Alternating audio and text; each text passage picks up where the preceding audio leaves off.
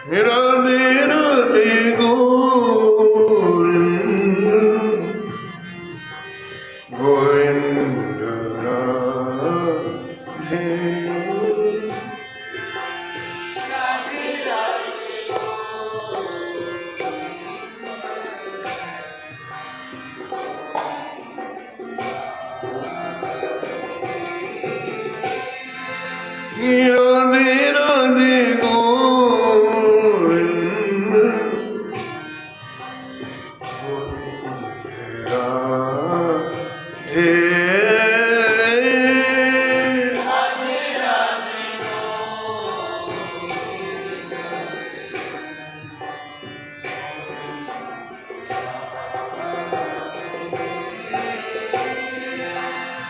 गोविंद राधे गोविंद राधे बोलो गोपाल राधे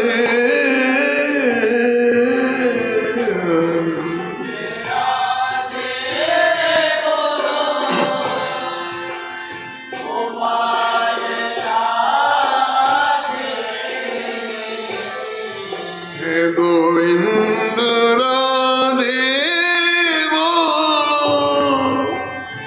गोपाल राधे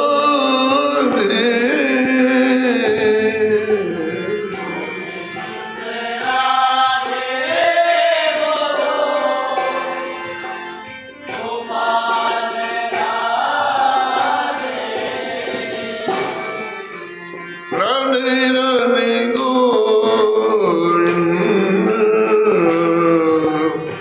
गोविंद राधे राधे राधे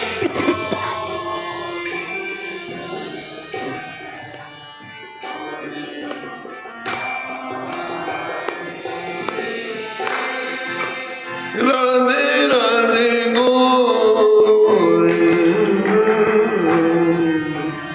गोविंद राधे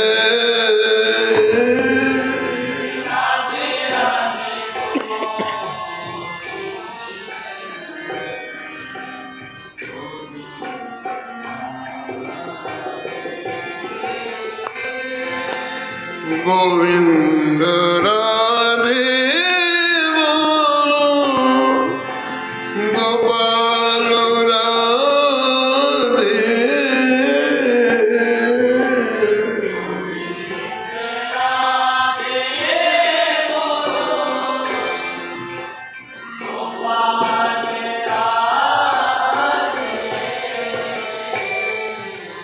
गोविंद राधे बोलो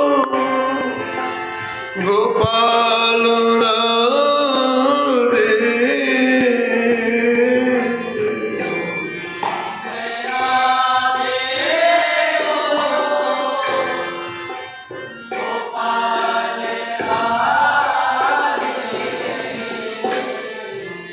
राधे राधे गोविंद गोविंद राधे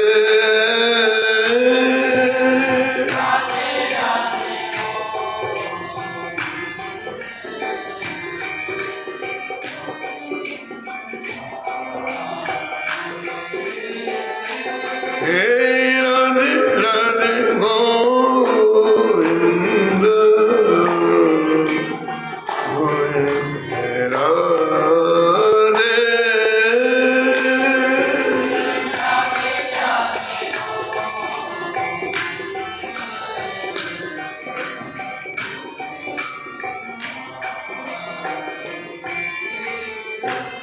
श्री जानकी वल्लभ लाल की श्री मंगलमूर्ति हनुमान जी महाराज की सपरिकर श्री भक्तमाल जी की सब संत भगवान की श्री स्वामी अग्रदास जी महाराज की श्री नाभाजी महाराज की श्री प्रियादास जी महाराज श्री वृंदावन धाम की श्री बांके बिहारी लाल की श्री राधा वल्लभ लाल की, श्री गिरिराज जी महाराज की, श्री यमुने महारानी की, श्री रामनाम महाराज की, श्री महाराज जी की जय जय श्री राम।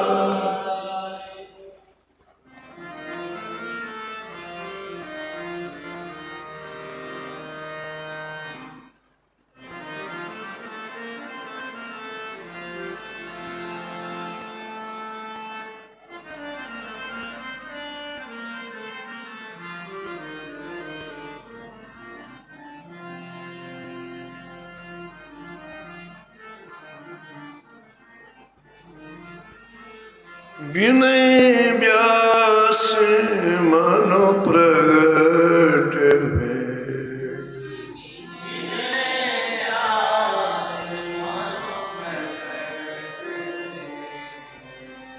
जग को हित माधो कियो,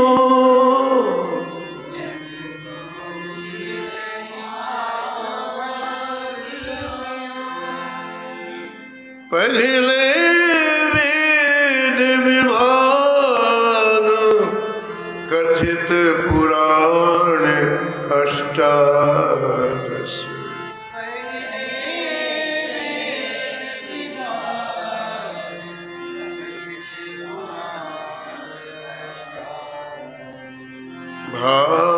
भारतादि भागवत मथित उद्धारो हरि जस,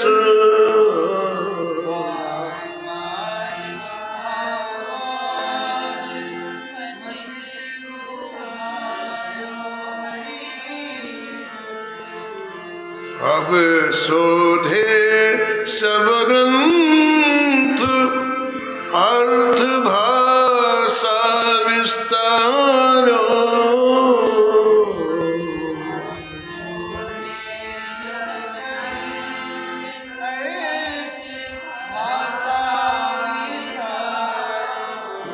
लीला जय जय जयति गाय भव पार उतार,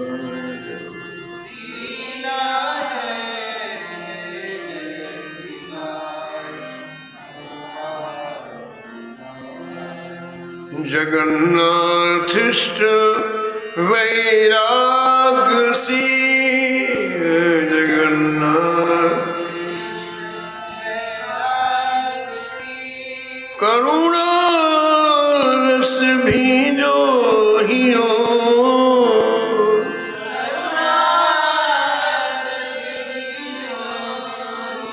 विनय व्यास मनो प्रगट है,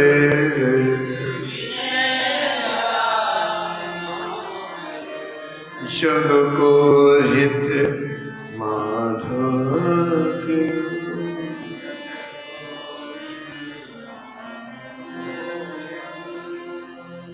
व्रत स्मरणी परम वंदनीय श्री भक्तमाल के रचयिता श्री नाहा गोस्वामी जी इस छप्पे में परम भागवत परम रसिक श्री माधव दास जी का परम पावन चरित्र स्मरण कर रहे हैं और निष्कर्ष के रूप में कहते हैं कि श्री वेद व्यास जी श्री माधव दास जी के रूप में प्रकट होकर के संपूर्ण सृष्टि का हित किया, जग को हित, सृष्टि का हित किया।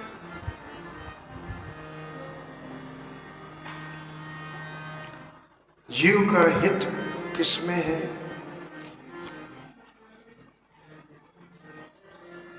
हित हमार सियापति सेवकाई, जीव का हित युगल सरकार के चरणों की सेवा में है, युगल सरकार के चिंतन में है।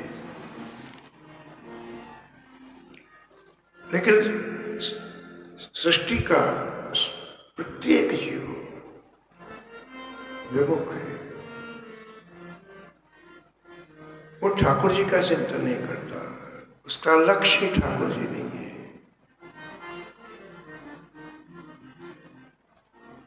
ये संतजन, ये महापुरुष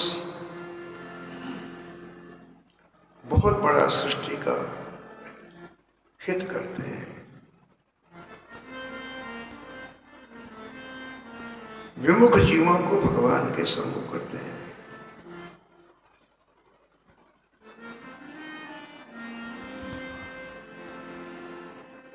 सारी सृष्टि में जहां विद्रोह है, जहां द्वेष है, जहां ईर्ष्या है, जहां दंभ है, जहां पाखंड है, ऐसे कलुषित हृदयों वालों को ये महापुरुष भक्ति रस का पान कराते हैं। अनंत काल से जो जन्म मृत्यु का ये चक्र चल रहा है, उसे समाप्त कर दें। अंतःकरण इतना पवित्र हो जाता है, पावन हो जाता है, निसंकल्प हो जाता है कि फिर जन्म लेने की आवश्यकता ही नहीं होती है। यही जीव का परम हित है। इस संतजन करते हैं। जग को हित माधव कियो, जग को हित माधव। श्री नामा जी महाराज कहते हैं कि आपने पुराणों में जो विभिन्न प्रकार की लीलाएं श्री ठाकुर जी संबंधित थी, उन्हें आपने अत्यंत सरल किया, सहज किया और लोकचाल की भाषा में विभिन्न ग्रंथों के द्वारा उसे प्रकट किया।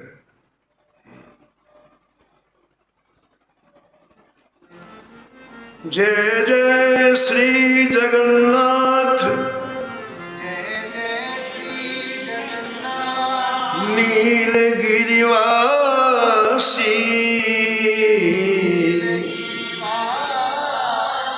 आद्यंत जय शिवे प्राणी, आद्यंत जय शरण कमल सुखराशि।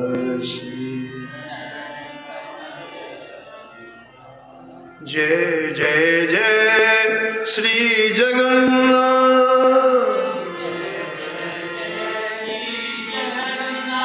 ब्रजनाथ मुरारी,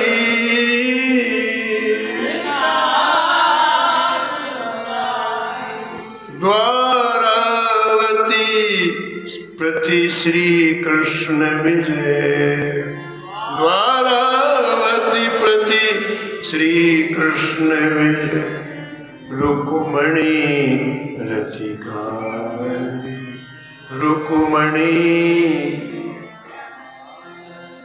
जय जय जय श्री जगन्नाथ, रघुनाथ उदारा,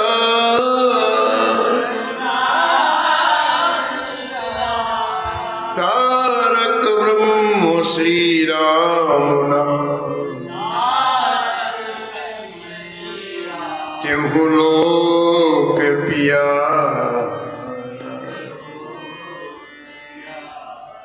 जय जय जय श्री जगन्नाथ,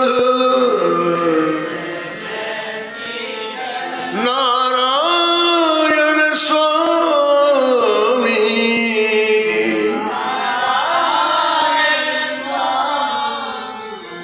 ब्रह्म आदि कीटांत जीव, सब अंतर जामी, सब अंतर जा।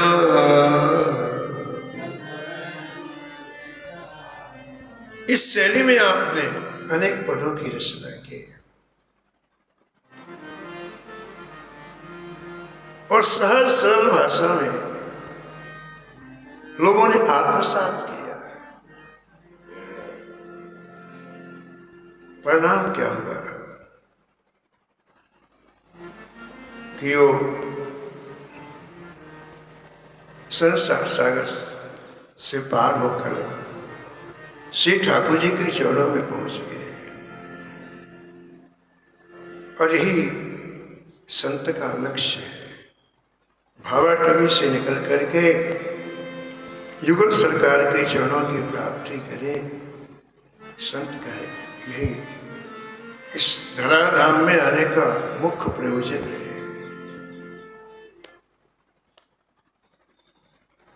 श्री ठाकुर जी किसी जीव को कैसे अपने पास बुलाते हैं, यही संत का चरित्र है।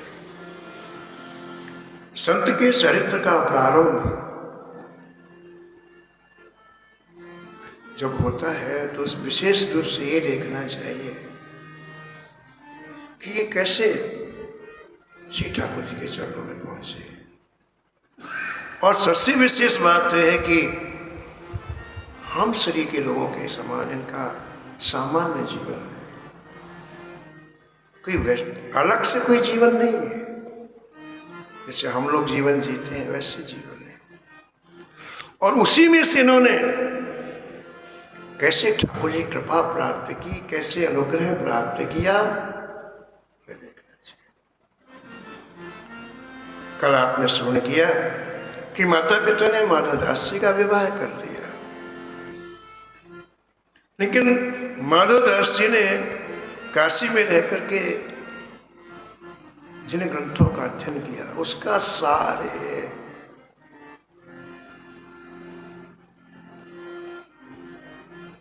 कि जीवन का एक क्षण व्यर्थ में जा रहा है।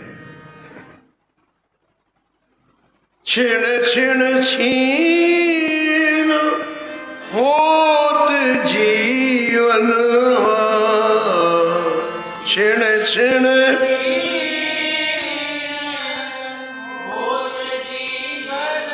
मानुष तनु वृथा गवायो।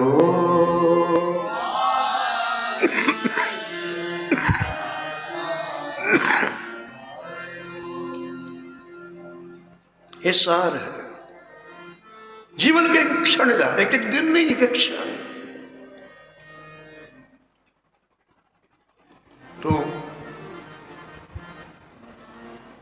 विवाह होने के बाद माधवदास जी भजन के लिए छटपटाने लग गए।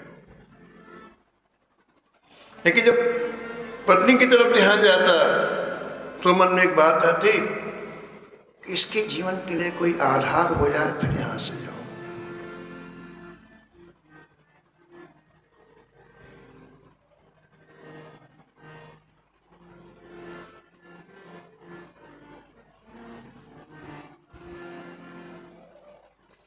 और संयोग से कुछ समय के पश्चात एक पुत्र रत्न की प्राप्ति हुई।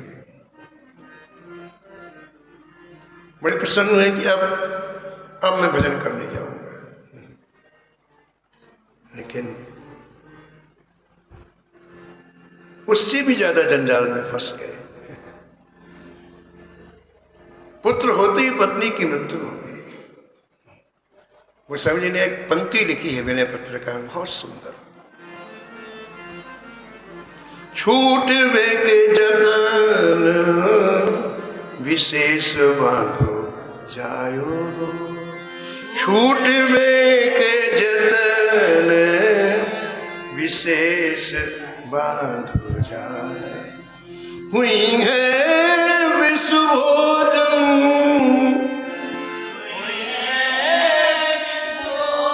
जो सुधा सान खायोगो, जो सुधा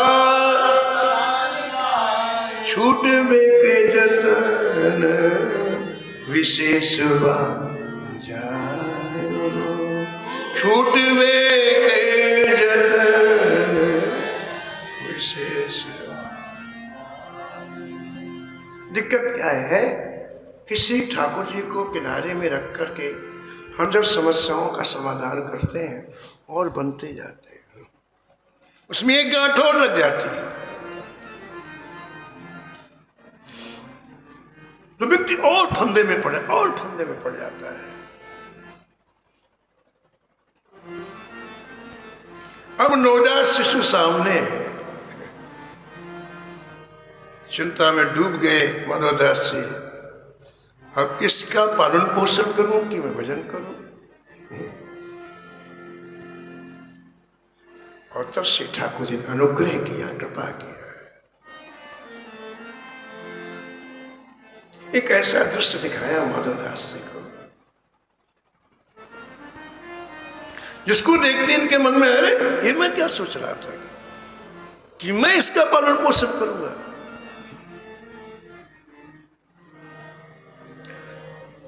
ये जो मेरा विचार था ये अहंकार से विमोहित चित्त का था। ये जो मेरा विचार था ये अज्ञ प्राणी का, मैं करता हूं, मैं पालन करूंगा, मैं पोषण करूंगा। आहा, प्रियदास जी लिखते हैं बहुत सुंदर, ताते तज दियोगे, ताते तज वही सब पाले दे, ताते तज वही सब पाले दे, वही सब करे अभिमान, सोई जानिए गवान।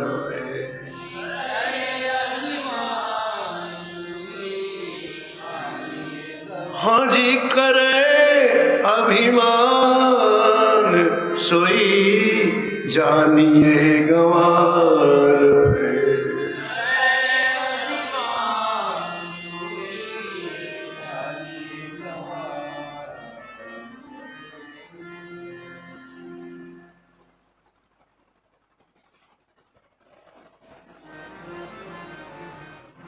महाराष्ट्र के एक बड़े भारी नाम जापक संत हैं श्री गोंदवलेकर महाराज जी।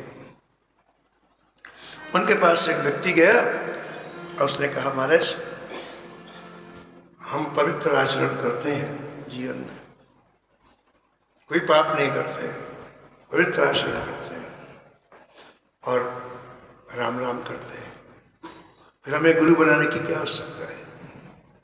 हम पवित्र आचरण करते हैं और राम राम करते हैं, भजन करते हैं, फिर हमें गुरु बनाने की क्या आवश्यकता है?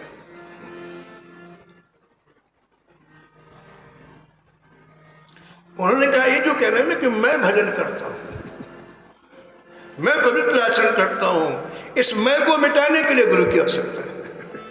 मैं करता हूं, मैं की जगह गुरुदेव को बैठाना पड़ेगा तब काम बनेगा, नहीं सत्कर्म का अहंकार भी ले डूबता है। मैं भजन करता हूं, मैं पवित्र आचरण करता हूं।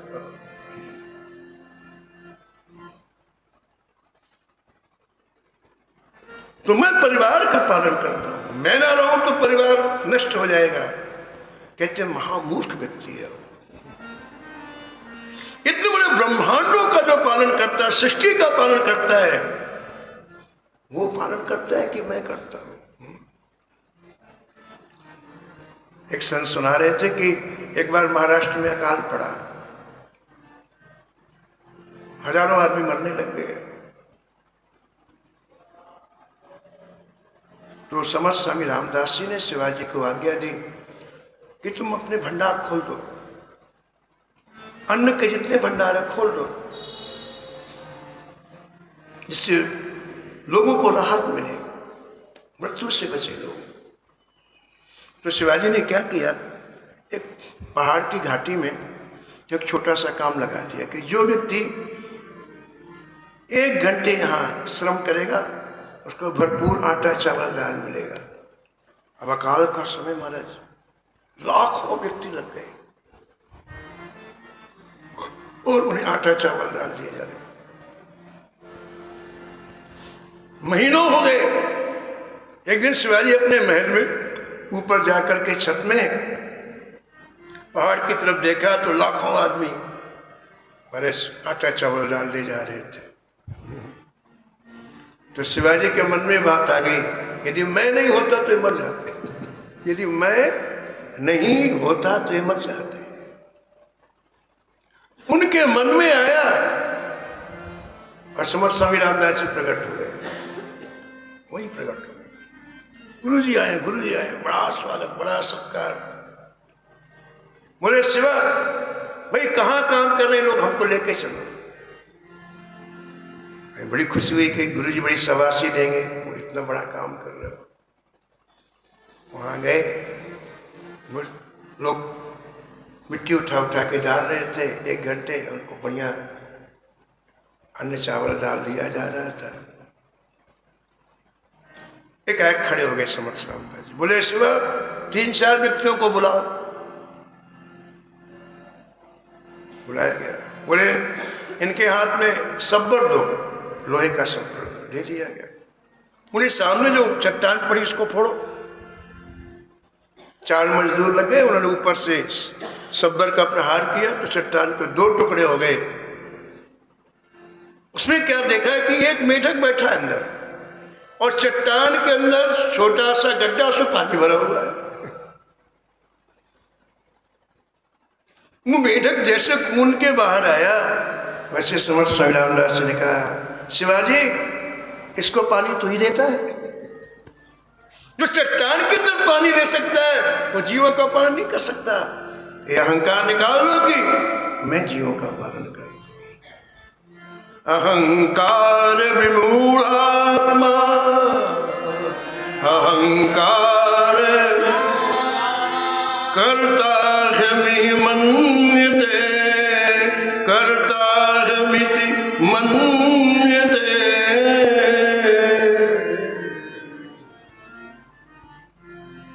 सूर्य राशि कहते करी गोपाल की सब हो, जो अपनो पुरुषार्थ माने महामूर्ख है सो, करी गोपाल के सब हो। 1 मिनट में दिव्य प्रकाश माधवदास जी कहते हैं, अरे मैं कितना व्यर्थ चिंतन कर रहा था कि इसका पालन पोषण कौन करेगा, जो सारे ब्रह्मांडों का पालन पोषण करेगा। अब एक क्षण के लिए रुकना है, अब एक क्षण के लिए रुकना है, इसी समय भजन करने के लिए जाना। ये आधी रात की बात है, निश्चित कर लिया। और ऐसी घर में केवल वृद्ध माँ थी, एक वो शिशु था, ऐसे छोड़ करके चल पड़े श्री जगन्नाथपुरी जाकर के। मैं अब श्री जगन्नाथ जी के चरणों में रह करके भजन करूंगा।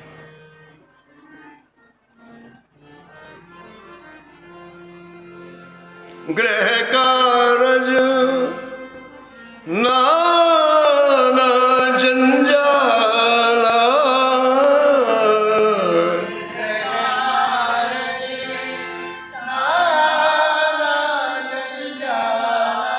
ते अति दुर्गम शैल विशाला।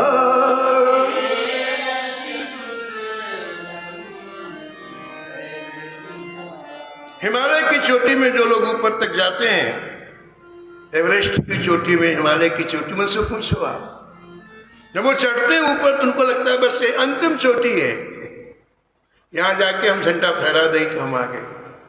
चोटी में पहुंचने वाले होते पीछे से दूसरी चोटी निकल आती है, उसमें चलते तीसरी चोटी निकल। बस यही हमारे संसार का स्वरूप है। एक काम पूरा हुआ, दूसरा काम पूरा, तीसरा जाए, इससे व्यक्ति निकल नहीं पाता। अति हरि कृपा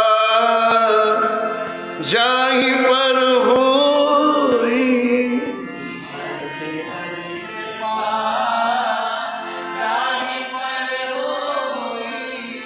पाव दे यही मार्ग सो।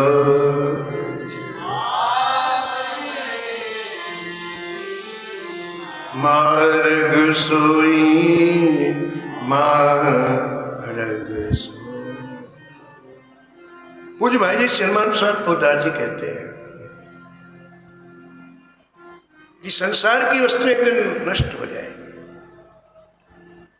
जिनके हमने भजन छोड़ा है, भजन छोड़ रहे हैं, वो संसार की वस्तुएं हमेशा साथ देने वाली नहीं है, एक दिन नष्ट। अच्छा वो नष्ट हुई तो हम नष्ट हो जाएंगे, कोई हमारा ठेका है क्या? संसार की वस्तुएं हम नष्ट हो जाएंगे। इसलिए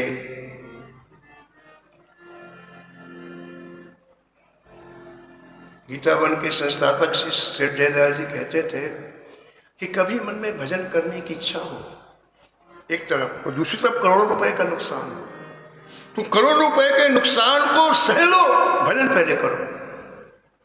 क्यों? बोले इस समय जो आपके मन में भजन करने की इच्छा आई, ये सीधे ठाकुर जी की तरफ से आई। अगर अब चूके तो फिर दोबारा भजन करने की इच्छा नहीं होगी, करोड़ रुपए तो फिर कमा लोगे आप।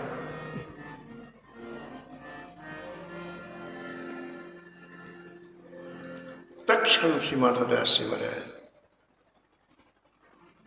श्री जगन्नाथपुरी की तरफ चल पड़े। अब कुछ नहीं चाहिए, अब भजन की भूख ऐसी जागृत हो गई है। मार्ग के दुख नहीं लग रहे हैं, दुख मार्ग में भोजन नहीं मिला, मार्ग में कहीं जल नहीं मिला, कोई न प्यास है न भूख है। क्यों?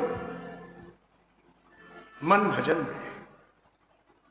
मन तहाँ जहाँ रघुवर बैदेही,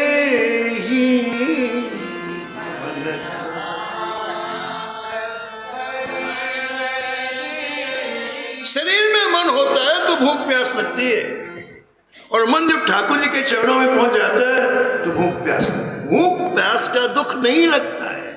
जो मन दुख का अनुभव करता है वो मन है ही नहीं है, और ठाकुर जी के चरणों में पहुंच गया। मन तहाँ जहाँ रघुवर बैदेही, मन तहाँ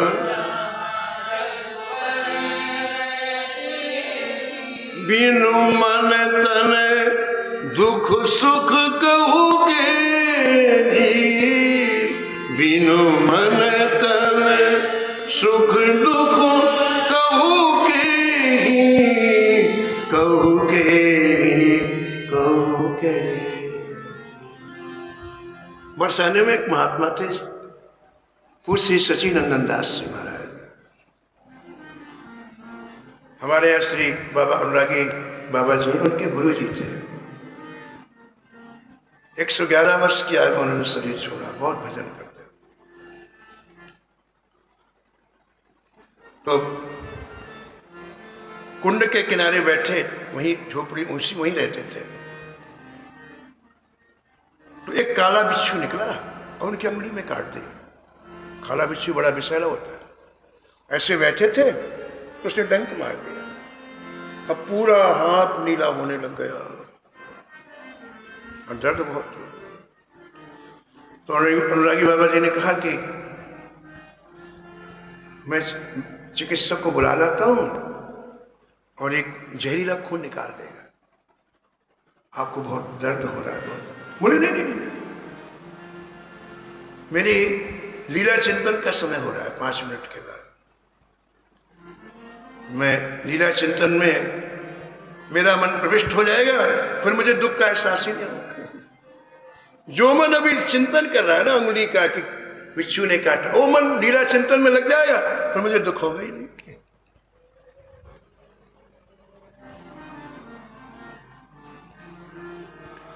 जगन्नाथपुरी पहुंचे श्री माधवदास जी महाराज। कोई न भूख की चिंता न प्यास की चिंता।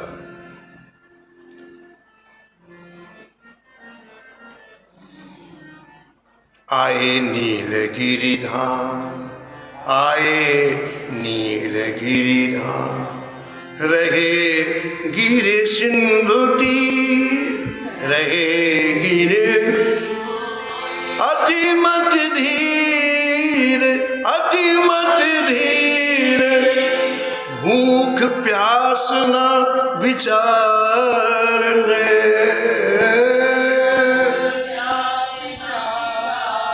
प्यास न विचार है, प्यास न विचार, प्यास न विचार है, प्यास न विचार।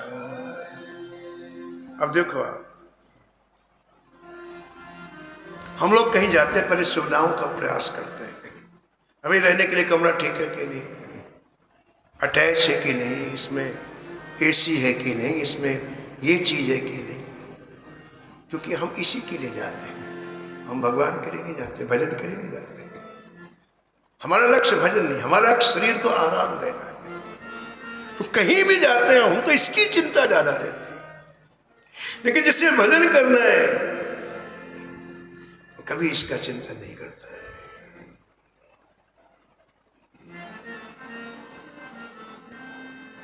दासत ही सब निशा बीत गई,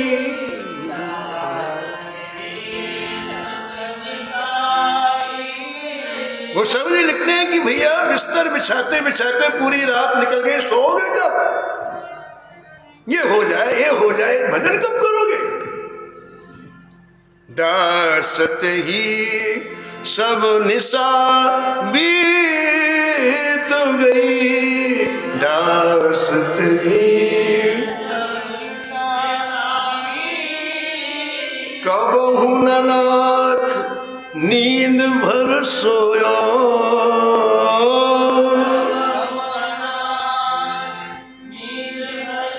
कबहु न नाथ नींद भर सोया।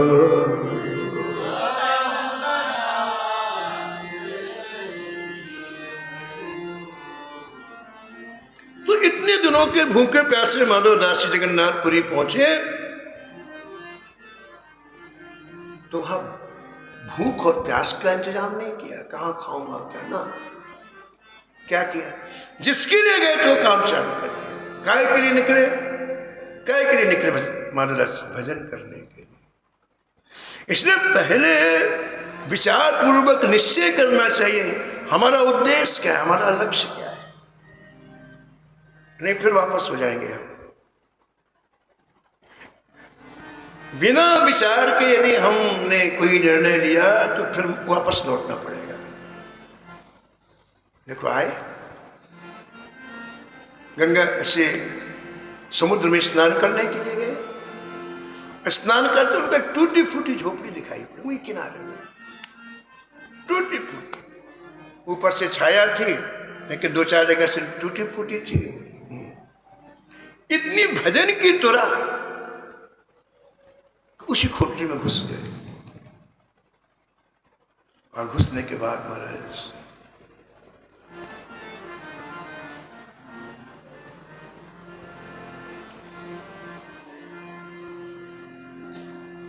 भगवान के भजन में 3 दिन 3 रात ऐसे बैठे।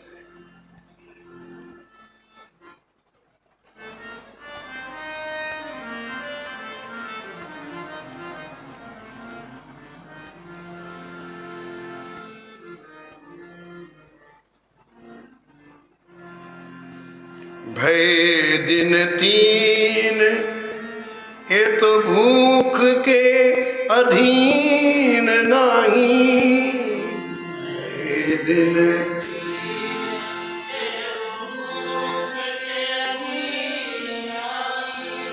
कहते 3 दिन हो गए लेकिन भूख इन्हें अपने बस में नहीं कर पाई। क्यों? रहे हर लीन, रहे मन बुद्धि चित्त हरि में लीन हो गया। श्री नारद जी हिमालय की गुफा में गए और भगवान के भजन में ऐसा मन लग गया, साक्षात काम आया, कामदेव आए, लेकिन विचलित नहीं कर पाए नारद जी। क्यों? हरि में लीन हो गए। कामदेव जी ने स्तुति की नारद जी की, तो आंख खोली, आंख खोली तो लीनता दूर हुई, जो मन लीन था वो बाहर आया। और कामदेव को हाथ जोड़े देख कर, स्तुति करते देख करके, ओहो मैं काम बिजी हो गया, हरि में लीन रहेंगे तो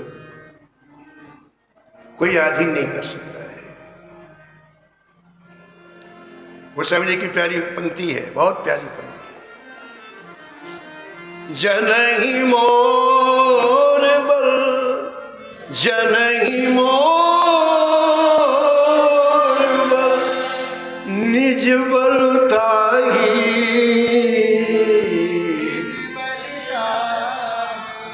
श्री ठाकुर जी के निज मुख की वाणी है, जो मेरे बल को अपना बल समझने लगता है। ठीक है, नारद जी क्या करें, मैंने कामदेव को जीत लिया, ये ठाकुर जी का बल नहीं मेरा बल है। निज बलताई तिनका काम, क्रोध रिपु आही, तिनका काम, जनहि मोर बल, निज बलताई, जनहि मोर।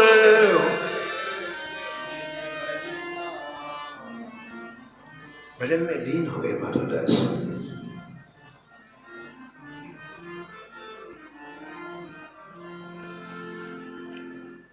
और जिनके धाम में आए, जिनके आश्रम में आए, उन ठाकुर जी को चिंता हो गई।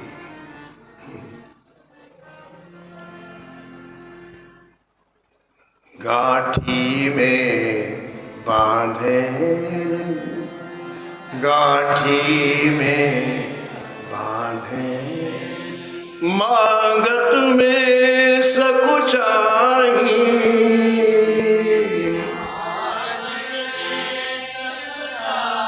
पीछे पीछे हरि फिरे,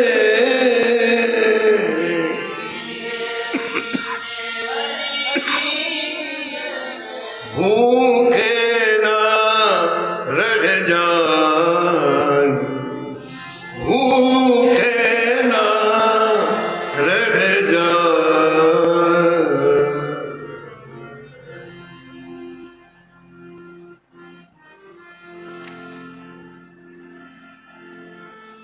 अनन्यास चिन्तयन्तो मां हे जनाः परुपासते, तेषां नित्याभियुक्तानां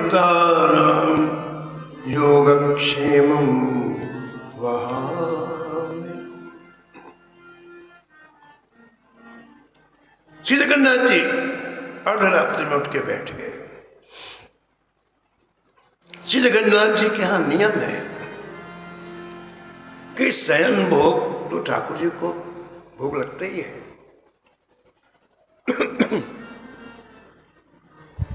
और आरती के बाद जगन्नाथ जी को जब शयन कराया जाता है तो पलंग के पास एक स्वर्ण के थाल में और भोग रखा जाता है।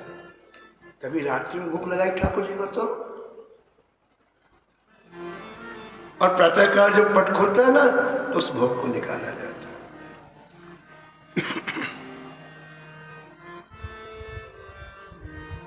तो अर्धरात्रि में जगन्नाथ जी उठे और जो थाल रखा था उसे थोड़ा सा आपने स्वीकार किया, लक्ष्मी जी को उठाया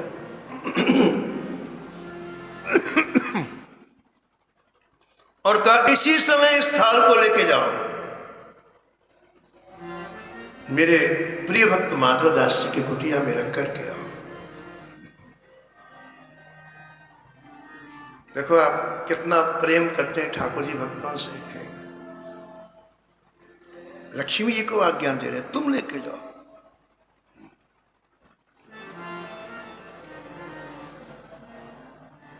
दियो सैन भोग आप, दियो सैन भोग आप, लक्ष्मी झूले पधारी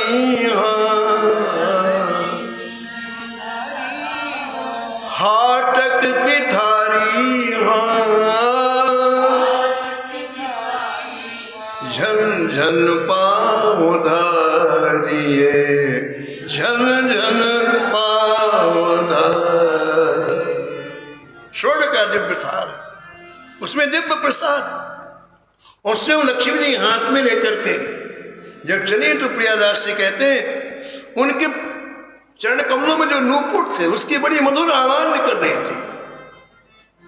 लक्ष्मी जी श्री माधवदास जी की कुटिया में जैसे थाल रखा तो लक्ष्मी जी के श्री वपु से ऐसा दिव्य प्रकाश निकल रहा था, अद्भुत। उस प्रकाश से श्री माधवदास जी की जो आंखें थी, जो बंद थी, उसके अंदर प्रकाश चला गया और उनको ऐसा लगा कि कुटिया में बहुत जैसे आकाश में बिजली चमकती है, ऐसी बिजली चमकी क्या। और घबरा करके आंख खोला तो लक्ष्मी जी तो दिखी नहीं, दिव्य थाल दिखाई पड़ा।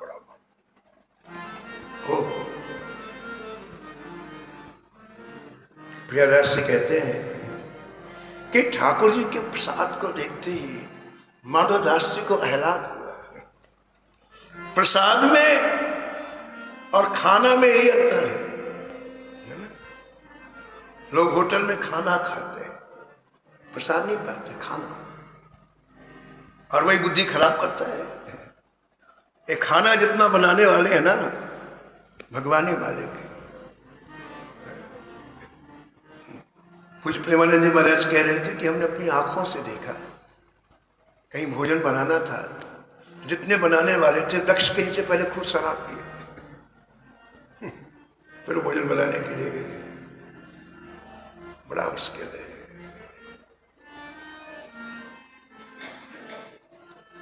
प्रसाद से आह्लाद होता है। प्रसाद पाएंगे तो भजन में मन लगेगा, खाना खाएंगे तो तामसिक वृत्तियां जागृत होंगी। तो पाया नहीं अभी माधवदास जी ने। प्रियादास जी कहते केवल दर्शन किया और मन रोम रोम खिल गया।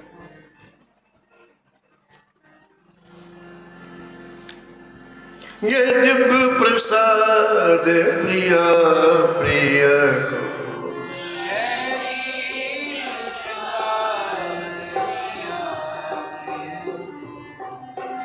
दिव्य प्रसाद प्रिया प्रिय को,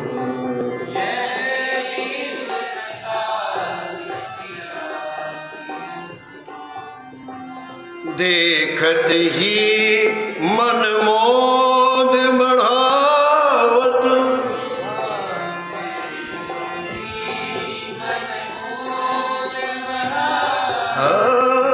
देखत ही मन मोद बढ़ावत, देखत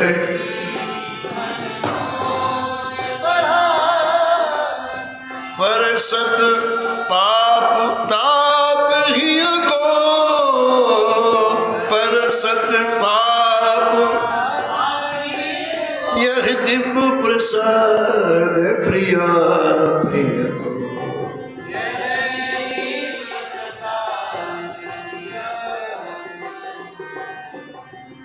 पावत परम प्रेम उपजावत,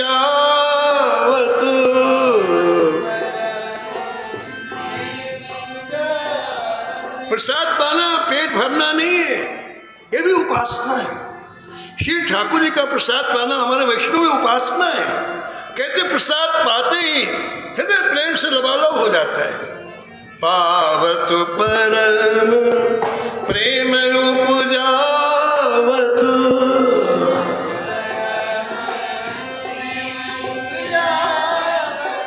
भूलवत भाव पुरुष दियो को, भूलवत यह दिव्य प्रसाद प्रिया प्रिय हो।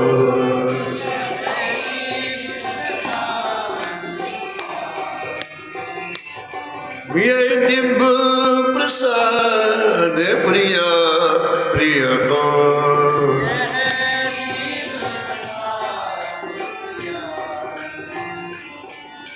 और प्रसाद पाने वाला ठाकुर को इतना प्रिय लगता है कि उसे तुरंत अपने हृदय से लगा लेते हैं। भगवत रसिक भाव तो भूषण,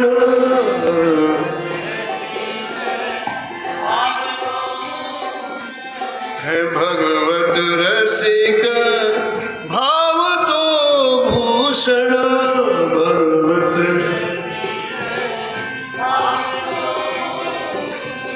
तेहि क्षण होत युगल जिय को, तेहि क्षण होत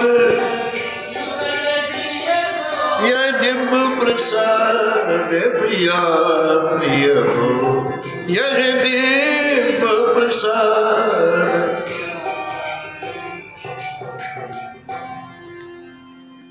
आज मधुदास जी प्रसाद पाएंगे और शेष कथा कल शुरू करें।